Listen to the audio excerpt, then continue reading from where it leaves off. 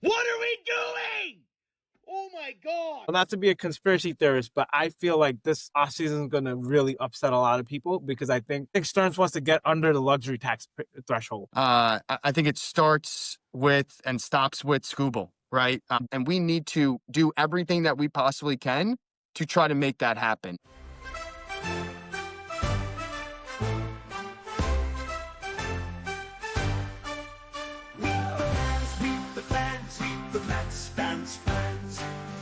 Rising up from the stands. Welcome back to the Meet the Mets Fans podcast. I'm your host, Stefan. I'm here with Justin and Sid. Episode 11 here with you guys. Crazy things happened at the winter meetings for this New York Mets team. Before we jump in, Justin, Sid, welcome. How's it going? Sad day. Let's Stefan said, what's up, guys? I feel like we needed a day to decompress yesterday. These winter meetings seem to be a lot of excitement going into, and we're going to talk a little bit about some disappointments that definitely happened over the last few days. Yeah, for sure. Listen, I posted a video immediately after the announcement of Pete Alonso, and I was irate. I was very, very, very angry when this happened, and I said some mean things about David Stearns, and I probably don't mean to call him an idiot. He's not an idiot, but that's the way I felt in the moment, hearing the messages that I heard, right? Like, you didn't even make an offer to Pete Alonso. Pete Alonso is my favorite player on this team, and he's been my favorite player since his rookie season. In our fantasy baseball league, I used a keeper spot to keep him before he was even a major leaguer, because I had him on my NA, whatever. I believed in this guy for so long. So losing him in this way, knowing that the Mets didn't even make him an offer, that felt like disrespect. It felt like Stearns did not have a pulse on this fan base. But what I've come to realize is that he doesn't care. He doesn't care what this fan base thinks. He firmly believes in his vision of what a baseball team should look like, and he doesn't believe that Pete Alonso long term is that, right? He never wanted Pete back here. That was clear. Pete apparently comes back to the Mets and said, "Hey, I got this 5-year deal," and the Mets said, "See you later," because ultimately he's not part of the long-term vision of this team. And if they couldn't have him back on their short-term deal, then David Stearns has got this master plan that we have no idea about. What this felt to me was Jacob deGrom all over again, right? And Jake was my favorite pitcher. My 4-month-old son's middle name is Jacob for Jacob deGrom. I love that dude. And having the Mets let Jake walk was another example of how they didn't believe he was part of the long-term vision. And it hurts. It hurts as a fan to see that, to feel that emotion. And I think the fact that this happened over 2 days, over less than 48 hours, right? 24-hour period, we lose two of the most respected and influential players on our roster, guys who you can't blame for the fact that our team was not good. Those two guys are now off this roster. Brandon Nimmo off the roster. The one thing I'm sitting here thinking about is when we talked about a shakeup of this team, the one guy every Met fan is like, it's got to go, is Jeff McNeil. And that's the one guy still standing of the 4 most tenured Mets. I mean, I don't right now see the vision, David Stearns. I don't see where you're taking this team. The owner of our team comes out and speaks, and I'm really happy that he did, right? I actually tweeted at him. I'm sure he read my message, and I said, Steve Cohen, you have to respond to your fan base right now. It's what we need to hear. The last thing you posted on X was apologizing to Mets fans. You apologized to us for the performance of the team that you put out on the field. Now you need to tell Met fans not to worry, and that's what we needed to hear. And so he did come out and he made a statement through John Heyman, I believe, saying, I totally understand the fans' reaction. There's lots of offseason left to put a playoff team on the field. And yeah, a playoff team should be what's on the field. You promised us things. You promised us that we'd be a competitive team. Right now, I'm seeing a team that I cannot imagine being competitive. We would be number 4 in our division if the Washington Nationals end up being really crappy. Every other team in that division is going to be better than the team that we currently have. And I don't see how it's possible to build a team that's better than the one that we had last year. And that team wasn't good enough. So that's where I'm at today. I'm not as fired up and angry. I just don't see where we're going next. How are you guys feeling? I'll let Justin go. Yeah. Because I'm going to take a different position than both you guys. Yeah. So go ahead, Justin. I hear the emotion. I think that's a lot of sentiment with a lot of Met fans is the way that Stefan is reacting. I was not shocked when the Pete Alonso news came out. I was more shocked personally about the Diaz news, and I'm not saying that I wanted Diaz more than I wanted Pete. I just was more shocked that Diaz wasn't re-signed. I think that was someone that David Stearns and the New York Mets really wanted. I don't think Pete Alonso was ever someone that Stearns wanted. I think last year that was all Cohen. I think that they brought him back because at that point, why not type of situation. They got him on basically a 1-year deal. He opted out, and Stearns was okay with those types of moves. But David Stearns, this is not the type of player that David Stearns wants. This is not the type of player that David Stearns believes in. And I truly believe that if you put a lie detector test to David Stearns and you asked him, were you happy that the Mets made such a deep run in 2024? I'm going to probably answer that and say that he probably wasn't too happy. Because I don't believe that when he inherited this team, he believed that this is the way to build a championship roster. I think that David Stearns has a specific way. I think that he has a specific agenda. I think that he has certain things that he looks for. And I think a lot of those guys that were on this roster clearly, because he has now expunged and got rid of a lot of those guys, I don't think that that's the type of player that he looks for. And, with the success of 2024 and them going into that offseason, you couldn't just dismantle that team, right? You added Juan Soto, and the hope was, now we add Juan Soto, maybe we'll get lucky again, and we'll make it even a deeper run, right? Maybe we'll make it to the World Series. And we saw an unmitigated disaster last year, right, in 2025. The Mets got off to this torrid start, one of the best teams in all of baseball, the best team, right, in terms of record-wise.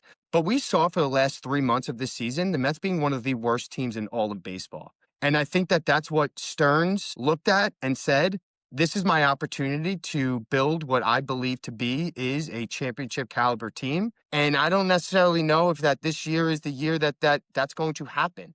I don't know if it's possible. I don't, like Stefan was just mentioning a second ago, I don't know if there's enough moves that can be made right now that are going to make this team as competitive as we all hope that they are going to be. I think that hopefully guys develop. I know Met fans don't want to hear that word, development.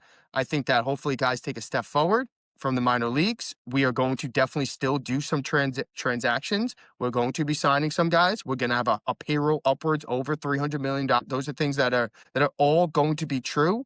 We are not in a rebuild. We don't trade for a 35-year-old second baseman and say we're in a rebuild. But I do think that there is going to be a very difficult path for David Stearns to say that this is going to be a championship level team this year. And Steve Cohen kind of already mentioned that. He didn't use the word championship team when he said there's a lot of offseason left. He said, I'm hoping to make a playoff team. Give David Stearns a chance to make it into a playoff team. And I thought that was really specific in terms of that language. And that's something that resonated with me when he said that and when I read that. And I think that that's really interesting to take a look at. Yeah, I would agree. I did not think we were going to be so much on the same page. Credit to Stearns, not for making, these boneheaded decisions, but he's planting his flag. You got to respect it because he has a vision, like you said. And the easy thing would have been to re-sign Pete. 160, no question. Pete wants to be here. Give him the money. Go ahead. Resign Diaz. $70 million, not an issue. Let's move. But the thing is by adding those two guys back onto the payroll, are we better? And the answer is no. So something has to be done. Not to be a conspiracy theorist, but I feel like this offseason is going to really upset a lot of people because I think Stearns wants to get under the luxury tax threshold. There's a repeater penalty that escalates. The reason is that they want to go all out on Skubal. We've seen this before in Stearns' first year, knowing that he wanted to get Soto, that they're willing to take a year to have a rebuild. The 2024 Mets was literally the OMG Mets because they came out of nowhere. Everything worked perfectly, and we made a deep run, and it kind of took his plans and threw a monkey wrench into it. I think what's going to happen in this offseason is more trades than any more free agent signings. I don't know what's left on the market. I don't think, as much as I like Tucker, I don't think he's a fit here, and I don't think that they're going to pay as much as some other teams. I think the Blue Jays are going to probably outbid him on Tucker. I just don't see any answers on the free agent market. Maybe, again, we'll go with the 3-year option on Michael King to shore up some pitching. But I think they're going to roll with the young guys. I think they're going to give, a veteran. I heard Goldschmidt's name thrown out there. That's going to really rub a lot of fans the wrong way. But I think there's a grander scheme. And I think, as much as I'm frustrated on not getting Pete back, I have to respect Stearns and the fact that he's doing the unpopular thing. But, kudos for him. He planted his flag. He has an ideology. He thinks that will bring long-term success. And I've been accused of being a prospect hugger. I love the Mets farm system. I feel like they've done a phenomenal job and guys are ready to take the next plunge. I feel like a lot of guys that you've heard about are really big leaguers right now, and having a kind of a transition year this year, getting under the luxury tax, but it looks like something's kind of consistent. They're willing to spend the money on the big free agent. I don't think they're going to trade for Scuba, but they're getting, the brick trucks loaded up, ready to go. And I think that's what's happening this year. And it's going to be unpopular. And I think people are going to, really kill Stearns, and rightfully so, because to just take 30 home runs from Pete and 25 from Nimmo off this roster is going to be brutal. So I don't know where the production is going to come from, and you kind of leave Soto out there on an island. That's not fair to him. So all that being said, I think it's going to be a really interesting offseason, and I'm not excited about any free agent. I think that's it. I think it's going to be Devin Williams, and everyone's going to, and maybe a couple short-term deals on starting pitching, and that's it. I don't see what else is there. Yeah, I'm not excited by that in any way, shape, or form. Everybody talks about him building this championship caliber roster, but he hasn't done that ever. Why do we think he's capable of doing that, right? Like I as a rational person recognize that he's not getting fired. I called for his head in my reaction, but I rationally know that that's not going to happen. I rationally know that he's going to get a chance to prove himself here, and he's probably going to get a couple of years to prove himself here, but he better be right.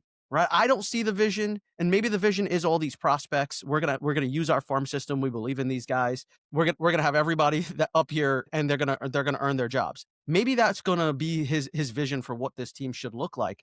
But he better be right about it. Right. Like, we can all complain the entire way until we get to opening day and show up in that ballpark. And if this team produces and they're fun to watch and they're exciting, we'll all be there. But if he's wrong and this team is terrible, he's going to lose he's already lost a lot of respect. He's not going to gain it back. Yeah, there's got to be a balancing act, right? Like, I think there has to be a balancing act in terms of making fans happy, but also doing what is best for the organization as a whole, right? There has been many organizations, right? I'm not only a Met fan, but I'm a Jet fan, where you hear like words like, the insane are running the asylum, right? Woody Johnson has no pulse on the team. He doesn't know what he's doing. He's listening to Madden ratings, right? He's listening to the fans' reaction. He's trying to make a big splash, right? Just to make people happy. And so, people then, when the Jets aren't successful, they want to blame the owner for that, right? Giving into fans, leading into like success in terms of like what the fans want, what the fans don't want. And now we're kind of sitting here right now, kind of crushing David Stearns for not caring what the fans want. And so there's a reason why we are fans. There's a reason why we're not sitting right in, Citi Field or wherever the heck they're sitting right now discussing all of these offseason moves, is because these guys, this is what they do, right? This is their job. They are extremely intelligent. They live and breathe all of these things. And so, like you said, Stefan, is that unfortunately we have to have this blind faith, right, in this Mets brass and this Mets organization. I think Steve Cohen cares about the fans. I do. I believe that he wants the fans to be happy. But I also believe that David Stearns is sitting there saying, Steve, we can't make decisions based on what our fans want or what our fans don't want. Right. And I think that there needs to be this balancing act. And that's, I think, the biggest challenge that a big market team faces, like the New York Mets, versus when David Stearns was in Milwaukee. And the fans have no impact on what the Milwaukee Brewers are going to be doing. Clearly, as their budget and their payroll is upwards of, $70 million, right, in total. And so, I think that, unfortunately, right, we got to give him the benefit of the doubt here, right, because we have no other choice. He is not going to listen to the fans. And to be honest with you, I think he's right. Yeah, I think listening to the fans and making the fans happy are two different things. Fans will be happy if we are a winner, right? I'm going to spend my money if the team is a winning team, and I spend my money, right? I'm a partial season ticket holder. I'm at as many games as I can be there as a dad with 3 kids, right? Bro, you're a season ticket holder. Don't say the word partial. Season ticket holder. No one needs to know what your package is. 20 game plan. but I will try to be there. I've already given my money, but honestly, as a season ticket holder, if I hadn't paid that money yet, I don't know that the Mets sending out an email saying, "Hey, we hope that you guys re-up. Let's get this thing booked." That which a lot of fans who haven't re-upped yet got today. I wouldn't be happy about that email. I'd be sitting there saying like, "Hey, make some moves here. Let me see what the product is on the field." Unfortunately, I'm the knucklehead that already paid for my membership back in August, so I'm committed here. But if I hadn't paid for that in August, I think I might be waiting, honestly. Fair enough. The yeah. saving grace is that Stearns grew up a Mets fan. You know, he should get a little extra rope because he knows, and Steve Cohen and his wife, both longtime Met fans, I think they want championships. And I think they looked at this roster and they said, okay, if we add the best guys available, resign Pete, resign Diaz, sign Tucker, get Schwarber, are we still good enough to beat the Dodgers? And the answer was not definitively yes. And I think that's why this whole gutting of the rosters is taking place. And I think we'll give them some rope. I feel like they're going to eat it. They're going to take all the criticism and, and they'll roll into the season. But I think once a 5-game winning streak starts, you might start getting those calls to up your season ticket plans. No doubt. We'll see. And you may be giving him rope, but I don't know that every Met fan that's out there is giving rope. Now, one of the things that when we created this podcast, we said that we want to be able to do is we want to bring voices of real Met fans onto a podcast and get those voices out there. And so we have, like we've had in the last few episodes, fan reactions that come into us, and we're going to play some of those for you. Before I play any, I want to read a couple that were gathered by this guy, Pete Manzello, who is a great dude, and he has proclaimed himself as the honorary beat writer for the Meet the Mets Fans podcast. So Pete went out and he got some fan reactions and typed them up and sent them over to us. And so I'm going to read a couple of them. One of them is from a guy named Mike Kazaks. For those of you who know Mike Kazaks, he's a very passionate dude. And this is what Mike had to say after realizing that the Mets lost Pete Alonso. Literally the most prolific batter the team has ever had, and you just let him go. He just effing broke the home run record last year. That's from Mike. Mike, very passionate dude. He probably didn't say effing. Next person that from Pete is Christine Menzel. We invited Mike on the pod. He's like, I can't do that. I'd be cursing the entire time. I'm like, all right, Mike, you know what? Just send us something. We'll read that for you instead. Yeah. Next one from Christine Manzello. I feel like he, being Stearns, I feel like he ripped the heart and soul out of this team. And that all started last year with Iglesias walking. Next one from Joe Aloisio. Some Met fan David Stearns is letting go one of the best Mets of all time. So, we're giving him rope as a Met fan, but I don't know that everybody else is. And then this one from Pete himself. How do you not fire this man after this? And I think that was the initial reaction of a lot of people, myself included. So I hear you, Pete. Is Pete paid for this podcast as a beat writer? No, but honorary. He's just doing. Okay. Pete's taking over. He's like, I got this. I can get you guys some fan reactions. Yeah, we got marketing, we got hosts, we got beat writers, but no one is paid here. No one makes actual money. It's unbelievable. A lot of volunteer work. Yeah, a lot of volunteer work. All right, here we go with some reactions from Patchman. All right, I was too emotional yesterday to really make a video, and I just want to do something real quick today. Have some time to cool off a little bit. You guys know me and how much over the last couple of years, also the last 2 years, I've really been saying keep Pete Alonso. The number one, I get it. You know what? How we drafted the first round pick, we developed him here. The Diaz one is frustrating to me because he went to the Dodgers, but the Pete Alonso one's the one that really hits home for me. I don't believe that letting him go and not valuing him for 5 years, the way Phillies valued Schwarber and went that 5 years. It shows me that the Mets did not want him here. Stearns didn't want him in the future. I don't think run prevention for Pete Alonso is that much of an issue when he could definitely slide the DH. There's no reason why he never said that he wouldn't do stuff like that. RBI is there. The guy plays every day there. Homegrown Met, legacy Met there. All these things are frustrating because now you don't have that righty bat behind a lefty Soto in that lineup. You don't. And Boomer Science said it this morning, the great Met reset. And that's what Stearns is doing. Stearns developed this. He wants to develop his team. He inherited a lot of these guys. Now he's making his own team. And right or wrong, the narrative is going to be, hey, Steve Cohen, you got your casino. We're going to take a couple years to develop. Maybe we'll make the playoffs. But by the time that casino opens, hey, we'll have a real good World Series contender again. Fair or not, that's what fans are going to say. And to me, I think the Mets can still make the playoffs. Steve Cohen said, hey, a lot of offseason left. The bar should not be the playoffs. The bar should be, let's win the World Series. How do we beat the Dodgers? That's the bar for me. Win the division. You haven't won a division in a decade. Go out and win the division. Okay? I don't want to hear wild card BS. I don't. Losing Pete Alonso really stings. It hurts. Not only because his legacy, like the David Wright, Ed Claypool, Pete Alonso, I thought he was our third guy. He's not. But it also hurts because I don't know how you're going to get better. You're going to trust a Japanese guy. I guess he has the younger Bregman, Bellinger. These names excite you. We'll see what happens. Let's go Mets. All right. Patchman, we hear you, man. You know, there's I feel the emotion, right? You know, he's someone that's been on now the last couple of times. He came on with Diaz. He now came on with Pete. I'm someone that's a true Met fan right there, and someone that truly cares about his team. And I think that's what a lot of us are right now. And so I feel the emotion with them. All right, next up, we got Anthony from Fresh Meadows. Let's hear from Anthony. What are we doing? Oh my God. Stearns is just, I am convinced Stearns is still employed by the Brewers because there's nothing he's doing to try to help the Mets. We lost Pete Alonso to the fucking Orioles. What the hell? The Orioles. Who knew they had money? Jesus. I truly think Stearns realizes he can't win anything with the team that he has left, so he's just going to win the worst manager or whatever the his title is, year, eternity. Like, how do you fumble this bad? Like, you're playing football at this point. You're fumbling everything. You're not even in the right sport. Anthony's hammered.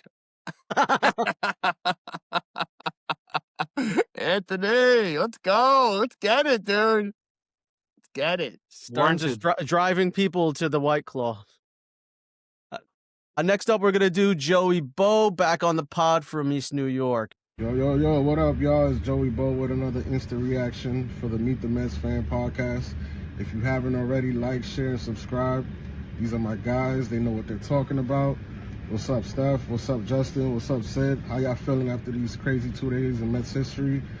If not the craziest day in Mets history. I've never seen anything like it in my time living. David Stearns, that guy is a snake.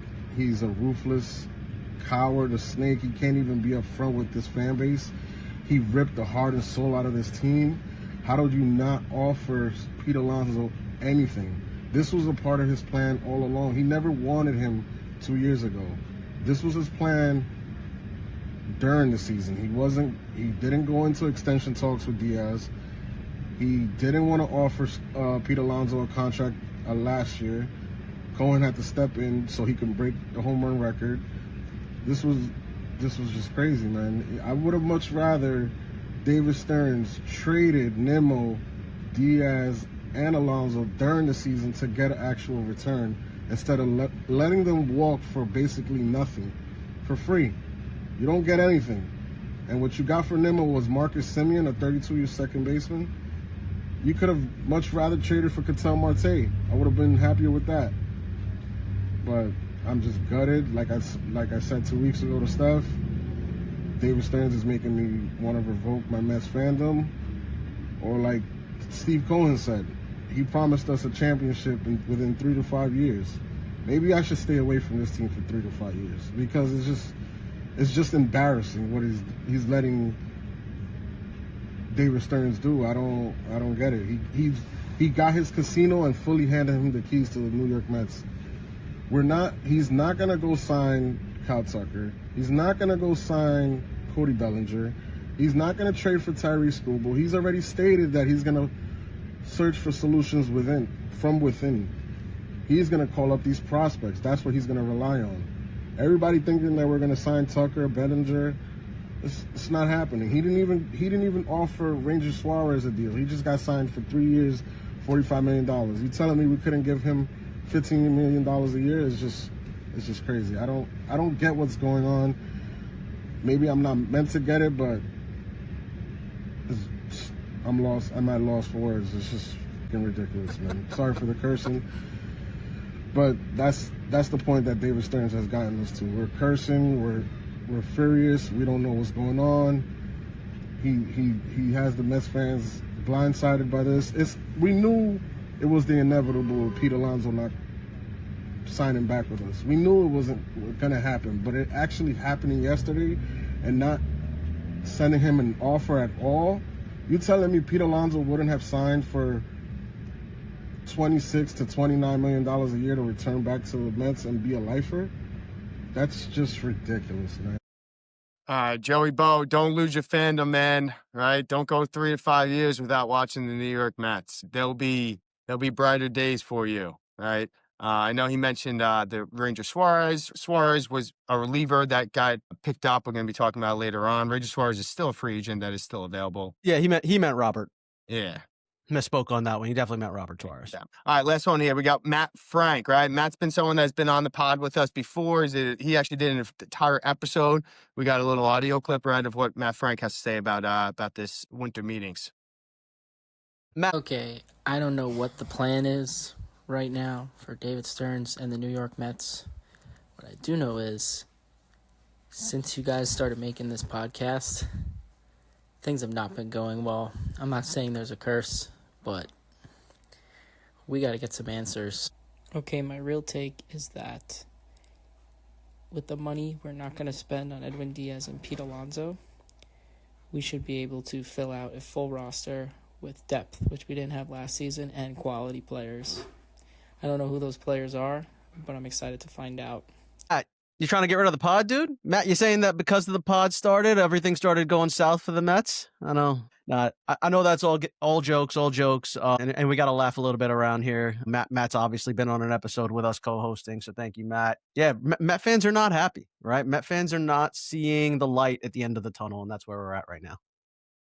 Yeah, and I guess the question now needs to be is what's the pivot? Right. You know, we sat here for the last 30 minutes bashing David Stearns for the most part. You know, cooler heads definitely need to prevail, as Stefan mentioned earlier on with the pod when he first got on here. He said yesterday he was angry. He's kind of cooled down a little bit, right? I feel like some of those reactions that you heard might have been initial reactions after the Pete Alonso signing and really the bloodbath of those winter meetings. But now we need to regroup and we need to kind of figure out what are going to be our next steps here, because there is a lot to do, right? Steve Cohen mentioned there's a lot of all season left. There's a lot of holes to be filled. And we have a lot to do that is going to hopefully make us into at least a contending team for the upcoming season. Yeah, so let's start talking about those pivot plans. So, Sid, right now, you know, we all made our Mets GM plans at the beginning of this offseason. We had all these grand things that we all wanted, and Edwin Diaz, Pete Alonso, the 1A and 1A, as they were originally called, were all part of our plans. And obviously, they're not in the plan. So, what is the plan now? Now we pivot to plan C, D, E, and F. So I think now with some cash freed up, if the Mets were to opt to spend some of this money and go over the luxury tax threshold, I think it would be a pitcher like King, a pitcher like Suarez on 3-year deals, or they may just decide that like the pressure's too much and they need to come up with the name and they will wait out Kyle Tucker. I feel like they will offer a 5-year deal to 6-year deal to Tucker, and I think they're willing to go an extra year for him. I think they would probably end up with the AAV of like 35 to 39 million for Tucker, but he kind of fits the mold, you know, high OBP guy, you know, good defense, you know, position of need. I don't know if Tucker wants to play for the Mets. They're going to have to probably overpay versus a guy like Pete, who is probably going to take a less. But, you know, I think that's the plan. I think you either go that route or I think you just get into the trade market. I know Contreras and Nootbaar from the Cardinals were mentioned recently. I think it may be something that we don't even know, kind of like Simeon. A deal that we've not been reported too much, and we're just kind of like, oh, okay, wow, I didn't know this guy was available. That sort of deal, I feel like that's always a possibility. Just the type of front office that the Stearns run, very tight-lipped. So it's hard to predict things that we can't anticipate. But if we're looking at the holes, right, that you need a center fielder, that needs to happen ASAP. I know they mentioned Baines, so if that's something that Stearns has already kind of gave a name and a plan, I think would be a lesser tier center fielder, maybe Bellinger to kind of play center first and then see what happens with that. That's probably a good option. Baines comes up, he's successful. Bellinger stays at first. Baines comes up and he struggles. Bellinger could play center. I think that's a good option, and I think the Yankees have to be worried because I think Bellinger is the type of guy that Stearns will kind of give a high AAV, smaller deal. I think Stearns will probably go 35 to 40, AAV on a 3-year deal if they'll take it. Yeah, that's just what I see. But we'll see. I mean, I'm not confident after this start of this week. Not confident at all. Yeah, I hear you. Right. I would love a Tucker. Okay. I think you're pretty spot on that 35 range. Right. You saw a guy like Vladdy Jr. right before the season signing that deal for about $35 million, right? Over 14 years. Okay. A little bit larger of a contract. He was younger. I think Tucker's going to get somewhere in that range, that 35 to the $40 million range. I don't know if that's an appetite that Stearns wants to go down. Another 10-year contract for that $400 million. I think if you can get it, that 6-7 year deal at that AAV, I think that's something that he definitely would be interested in. For me personally, I think it starts with and stops with Skubal, right? The GM for Detroit left that door open. He said that no one is untouchable on his team. And I thought that was really interesting verbiage that he used, because a guy like Skubal that's on your team, if you didn't want to trade him, you simply say, we're not entertaining trade offers for a 2-time back-to-back Cy Young Award winner. And that should be the message that the GM for Detroit has said. Don't give me that no one is untouchable. That dude's untouchable, or he should be untouchable, if you actually want to keep him. And so clearly that door is ajar, that door is open, and we need to do everything that we possibly can to try to make that happen. I understand he's going to be a free agent next year. I think it needs to be a trade and sign type of situation. There's a lockout potentially coming. Boris and maybe Skubal get spooked with that, right? And say, yeah, you know what? I'll lock up right now a $400 million contract with the New York Mets. Who knows? Maybe there's going to be a salary cap by the time baseball is played again. But if that door is even slightly open, I don't want to hear, we're not sure whether or not we should do this, right? The answer is pretty simple. You trade for a 2-time back-to-back Cy Young Award winner. In terms of the offense, right? I think we've all been saying it. It's pretty much going to be impossible to replace the 200 RBIs, nearly 70 home runs, 200 runs between the Nimmo and Alonso departure. The guys aren't out there, right? In terms, where's the start? We've been discussing a lot of things on this pod over the last month or so. There's been the Byron Buxton has been a guy that name has popped up. I've heard Ramon Laureano from the Padres is another guy that has popped up. Sid just mentioned Lars Nootbaar, right? Wilson Contreras. I heard a guy named Brenton Doyle, right, from the Rockies. He had a bad year last year, but 2024, he was pretty productive. 260, 23 home runs, 30 stolen bases. Right? That is a more than serviceable, and he plays a plus defense in center field. Luis Robert Jr. is another guy that we've discussed on this pod. If you're taking a note of all of these guys, these are all trading pieces. I think that what Stearns is going to do is say, I don't want to overpay for these free agents. Want to go into this. We have the farm system now. We've built our organization up. We are one of the top farm systems in all of baseball. Let's now use some of those pieces to now make our major league team better. And we then don't have to overpay for the 30, 31-year-old guys that are now currently free agents. And so if you're taking a look over here, right, I think that's going to be the avenue, or a lot of the avenue that David Stearns and the New York Mets are going to kind of go down. Yeah, I think the Mets need to do something right now. And I know we've talked about, like, they don't really care what the fans think, but they need to start to outline very quickly a plan of action so that they can start to sell those season tickets. I think moves need to happen, and we have no choice but to trust that Stearns is going to try to put a winner out there. To me, you need to protect Juan Soto.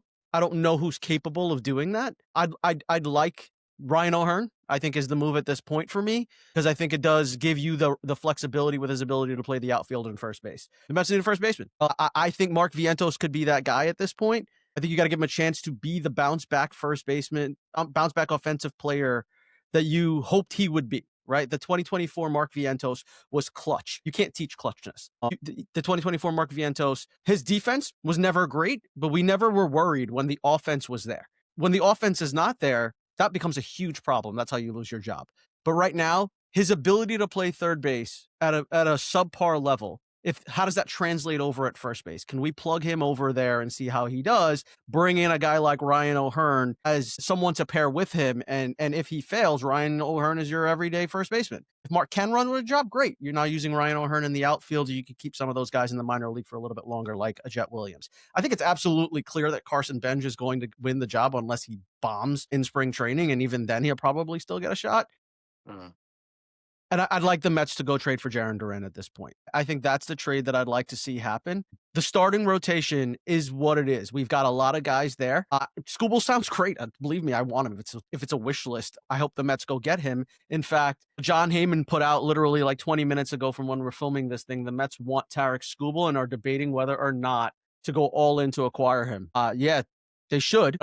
Go trade whoever you have to at this point, not name Nolan McLean to get him. If you've been thinking about it for this long, you clearly don't want him, right? Like at this point, you should have made the offer. Yeah, that sounds like a Steve Cohen versus David Stearns type of situation going on there, right? For that school bowl situation. Yeah, like they're debating with each other, like whether or not it's worth giving up the prospects. I think Stearns is saying, I don't want to do this. And I think Steve Cohen is saying, yo, we need to put a different product on the field. Yeah.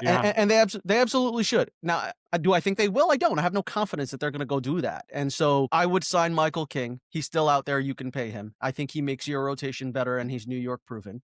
So I would go sign Michael King, Nolan McLean. I'd run it back with Sean Manaea and Kodai Senga, like you have to, unless you're trading Kodai Senga to get Jarren Duran. But I think that bringing in those caliber of players will start to shape up something that we can start to say, oh, all right, maybe they can be better than the Marlins, right? Maybe they can be better than teams that are out there to try to get themselves into the playoff in a wild card spot. And I hope that I'm wrong. I hope that I'm completely and utterly wrong, and that David Stearns starts making these fantastic moves that I just don't see him doing. And that we look at this roster on opening day and we say, damn, I'm super excited to be at Citi Field. But if it were up to me, those would be the moves that I would make. I'd go Ryan O'Hearn, trade for Jarren Duran, sign Michael King, and roll with some of the prospects. I know some of the Japanese imports, this is a good crop I've heard, for this year. I'm not a fully versed, but I feel like, the Mets front office, they do a good job at identifying talent and going at it. If they deem, the first baseman, Murakami. If they deem him, a competent fill-in and someone that could be a good bat behind Soto, give him a little protection, a little power, maybe it's worth it. But again, I'm not committing long-term to unknown. Again, I'd rather O'Hearn or guys like that you kind of know that they could handle big league pitching. All right, we're gonna roll into some covering just a couple of the headlines that are surrounding the team. And I know, like, obviously the big things here are addressing what this team looks like after the winter meetings. But there are some things that have come out that I think are worthwhile to talk about. The first headline up here, according to Joel Sherman, the Mets have admitted to agents that there were clubhouse problems last year, even though they said otherwise publicly. What do we think about that? I think it's just the Mets are in the biggest media market, under scrutiny. And for the fact that this is coming out now is a testament to like how good they were at keeping it internal. These guys are professionals. Whatever issues they had, you didn't see it play out in the media during the season. The play on the field is what we saw. And, you could kind of read between the lines that things weren't going as well. But like, you never saw a guy like just tear apart his teammate in the media or like even leak things about, one another, which is good. It says a lot about the character and the kind of, ball club or like room that Mendoza's fostering. But that's a testament to him. He doesn't throw his players under the bus, and it looks like, they're not throwing each other under the bus. And that's a good thing. A lot of great teams have players that didn't like each other. That's nothing new. We don't want everyone to be on a podcast with each other. like the Knicks with Jalen Brunson and Josh Hart, that'd be great if they had that kind of camaraderie, but that's not necessary. Yeah, when a team is one of the worst teams in all of baseball for nearly 3 months, there's going to be a lot of animosity in the clubhouse. If those guys were really happy and loved each other and were like singing Kumbaya with each other, not gonna lie to you, I'd be pretty pissed, right? It was a terrible, terrible season and a terrible way to end the season. It was bad baseball for the months of July, August, and September. Like, honestly, unwatchable. I didn't enjoy myself. And I sat there and I watched every single game still. And so the fact that there was tension or issues in the clubhouse, you dang right there was, and there should be. These guys are professionals. They care. And the fact that they weren't winning games probably got to some of those guys. And I don't blame them for feeling that way. And so, you know what? I don't want to hear that nonsense, right? Please don't give me this clubhouse issues nonsense. These guys are professionals. They are grown men. I don't care if they go around and they are hugging each other. It doesn't matter to me. I need the New York Mets to be winning baseball games, and I want to sit in my backyard. I want to enjoy that, right? And if there is tension in the clubhouse, fix it by winning baseball games. That's the only thing I care about. Yeah, my one thing here is that it's coming out now. Like, what's the point of the Mets leaking this out now? And it's clear that the Mets are leaking this out now, right? They're telling it to agents. If you're telling it to an agent who doesn't work for you, obviously, you're asking for it to come out without you being the one who says it. And it just feels like the team is trying to justify their decision making to get rid of guys like Nimmo, Pete, and Diaz. And when they get rid of McNeil, it'll be the further justification of the 4 longest tenured Mets all gone now. I think it's an unnecessary thing. If we're going to be this tight-lipped ball club who's going to keep it all in-house, you're now releasing it all. And I don't know that it speaks that well to Carlos Mendoza as a manager, right? You didn't foster a clubhouse of guys who are able to get along. They kept it quiet. They kept it in-house, but now you're leaking it all out. And that messaging to me as a free agent is that's the team I want to go play for. I don't know if that's the right move by the Mets on that part. Yeah. Next headline here. Michael King appears to be the Mets' top target. Yeah, no, completely with it. I feel like we've talked about it multiple times. Makes a lot of sense. Like guys to know how to pitch in New York, can handle the pressure, get it done. 3 years, $45 million. Let's roll. Yeah, I don't think anyone would be upset with Michael King, right? We talked in depth about him on this podcast before. Stefan just mentioned it in his offseason plan. He's someone that, is he going to move the needle to now us into a championship? Absolutely not. Is he someone that can help us win ball games? For sure, right? And so, I definitely would be intrigued and happy if the Mets signed Michael King, but I think that's just one piece of a whole bunch of other moves that needs to happen. And I think the last one we'll do, and this news kind of came out right in the midst of the Pete Alonso not coming back to the Mets. Everybody's feeling terrible about this team. Anthony DeComo a couple of days ago and put this out on X. MLB held a draft lottery today. The Mets' top pick in the 2026 draft will be number 27. The Mets once again had their top selection docked 10 spots as a penalty for exceeding the second CBT threshold, which is why they're picking so low. Insult to injury. Yeah, and Stearns doesn't like this. He wants quality draft picks. He wants to keep building the farm. I don't know why. I have a feeling that this may be a year where we go make moves, have people restructure contracts to get under that threshold because of the repeater penalty. And I think you restart the clock and then you go into next year, you could spend a boatload on Skubal, not even think twice about it. And then we have another couple years where it starts to increase again. But right now we're at the maximum, I think 5 years consecutive repeater offense. We get hit with the harshest penalties like this one. Sure, dropping from 17 to 27 may not seem that far, but what it is there's a slot value, and each draft pick that you're allotted, you get a certain amount of money to spend on the whole draft. So like if you have the number 1 pick, you have more money to spend within that whole draft class. So there's a whole science on how you could kind of move money around, draft their guy a little later that would have probably went earlier just to give him extra. And the MLB draft is the only draft like this where there's all these kind of like backdoor dealings to kind of like get quality players in the 3rd, 4th round that should have probably been first rounders. But Yeah, I hear you. There's 20 rounds in the MLB draft. There are a lot of baseball players that are really good baseball players that are not drafted in the top 10. And so I think that David Stearns, this is what he does. If you ask me why David Stearns is not going to get fired this year, is because Steve Cohen talked about when he was hired that he doesn't want to just keep dumping money into the major league team. And that you need to start developing players. You need to start developing a farm system. You need to start developing an organization as a whole. And what David Stearns has done since he's got here is exactly that. I think the next move, if he's not successful as the president of baseball operations and the GM, is that he's going to hire a GM next year. And he'll continue to operate as the president of baseball operations because he's damn good at his job of making an organization successful, not just on the major league team, but an organization as a whole. The New York Mets have went from a mediocre to a bad farm system to one of the best, if not the best farm system in all of baseball in about a 2-year period. And so, I hear you about the penalties. I'm with you. I don't necessarily know if it's a huge deal. Obviously, they lose Diaz, who had a qualifying offer. They're going to get, I think it's a 4th-round pick, right? A supplemental pick, and it's up somewhere around that. Again, why it's not so high is because of what Sid was talking about, is all these penalties that have been accruing. But, it is what it is. I think that your scouting team, there are good players that pick you at number 27, and there's going to be good players that are going to be in the 11th round, right? You just need to continue doing your due diligence. And I believe David Stearns, that's what makes him really good. And so I'm confident he'll do that. Yeah. Here you guys. So we're walking away from this podcast saying we got to move on. The players we love are no longer here. David Stearns is a smart dude, and we'll see what he puts out onto the field. But we need to start seeing those things happen, in my opinion, happen pretty quickly. That's going to bring us to a close, guys.